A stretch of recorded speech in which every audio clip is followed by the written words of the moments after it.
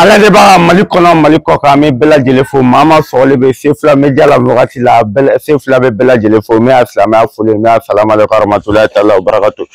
Bi fayida kɛnɛ an bɛna yakubaya ka dɔnni émission wuli ka jɔ a sen fila kan anw de fɔ an dɔnnibaa bɛɛ tɛ jɛ tuguni mais bi an b'an ka belebele dɔ fɛ yen Sefula kun kɛlen bɛ ka moriya émission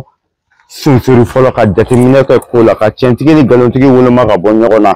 o kɔnɔna la an ka morikɛ dɔ confirmation confirmé min ye dɔnni baara an yɛrɛ n'a ye nafa sɔrɔ n'a ye falen don an ka ɲɛnamaya la n'an ka kunu ani bi an ka bi ja ni kunu ni Sheikh Mamadu Kuma za wagati morikɛ an b'a fɛ bi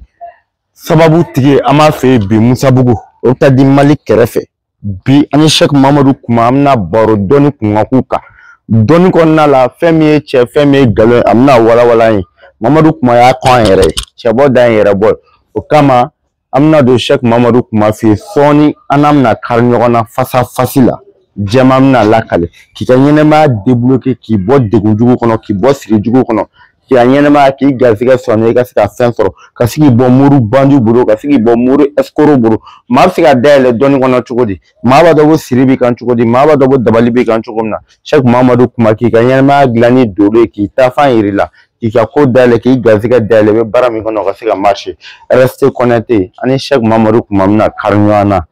sisan an ka taa